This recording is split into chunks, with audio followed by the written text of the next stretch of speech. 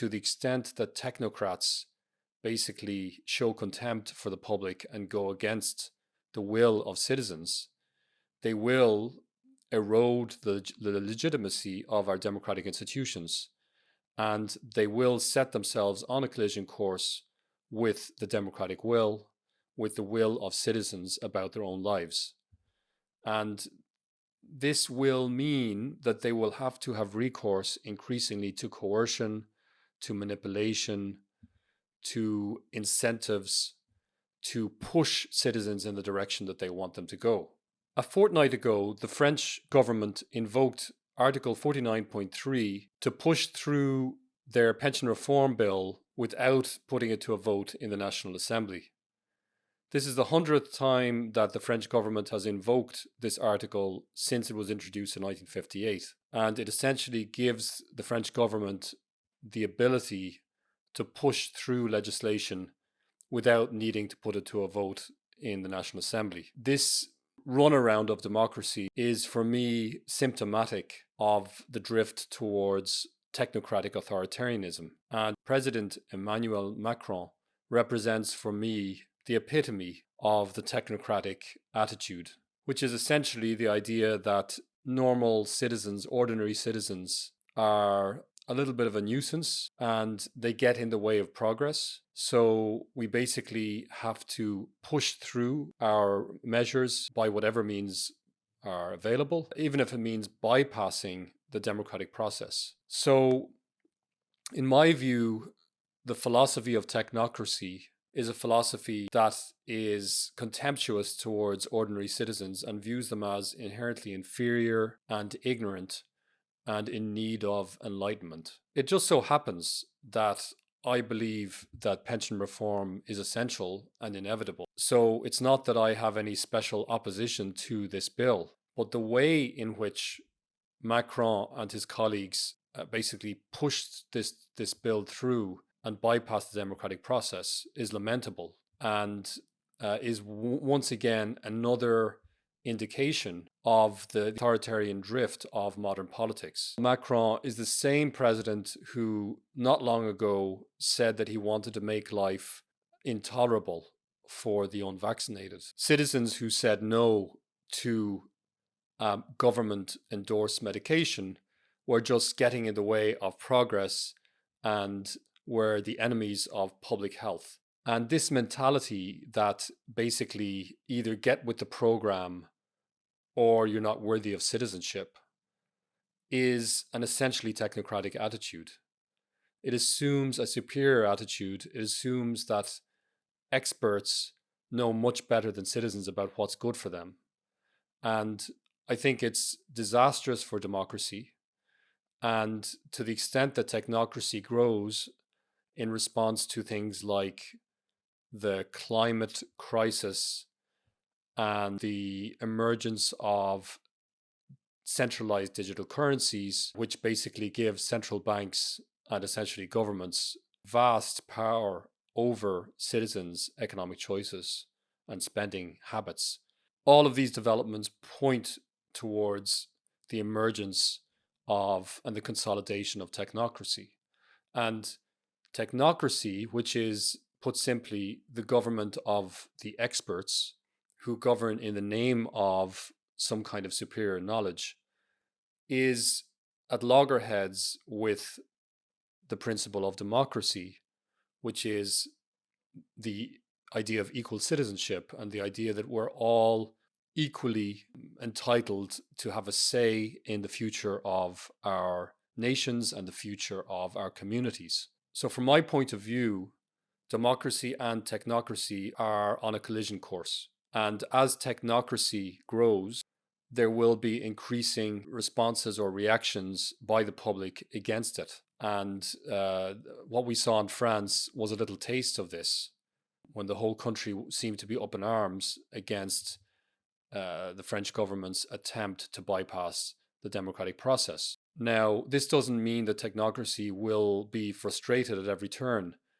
but it does mean that to the extent that technocrats basically show contempt for the public and go against the will of citizens, they will erode the legitimacy of our democratic institutions, and they will set themselves on a collision course with the democratic will, with the will of citizens about their own lives. And this will mean that they will have to have recourse increasingly to coercion, to manipulation, to incentives, to push citizens in the direction that they want them to go. And this will lead to a degradation of our democracy. It will lead to a degradation of the notion that citizens should have a say over their own future. And frankly, it will likely lead to growing public disorder and violence as citizens check out and feel basically that they don't belong to this democratic experiment anymore and they're not really part of it. So technocrats themselves should take a long, hard look in the mirror and ask themselves, do they want to delegitimate democracy? Is that even in their own interest? I suspect that they're blind to this, and people like Macron simply can't see their own limitations because they're so intoxicated by their own intelligence and their own power, that they can't see the consequences of their arrogance and the consequences of their hubris. The long-term consequence of that hubris, if it's allowed to grow, will be a progressive alienation of large sections of the population who no longer identify with their government and no longer feel that their government really cares about what they think. During the pandemic, we saw how governments just rode roughshod over citizens' rights, how they pushed vaccines on citizens willy-nilly, how they pushed vaccine passes on us to exclude unvaccinated citizens from restaurants and coffee shops and public transport, etc., etc. It was disgraceful how the technocrats treated us during the pandemic. And that was just a little taste of things to come if we allow technocracy to keep growing. So if you care about your future, if you care about your freedom and the freedom of your children and your fellow citizens, then you need to stand up against technocracy. You need to stand up against the contempt that public officials have shown towards you and towards me. And that means that even though we may not like it, we need to get involved in the political process. We need to raise our voice. We need to organize. We need to network. And we need to make our perspective more visible in the public sphere, whether that be through journalism, whether it be through some kind of political platform, whether it be through art or literature or filmmaking. We need to get this perspective on the table, the perspective of freedom, the idea that citizens are not inherently incompetent to manage their own lives. If we actually trust citizens and we give them the proper structures to manage their lives and make decisions that affect their communities, then citizens will be up to the task. Not always, but often they will be. And we need to get away from this idea that national institutions, national governments should become the caretakers of democracy, the caretakers of our lives and our communities' lives. We need to step up and we need to take the power back.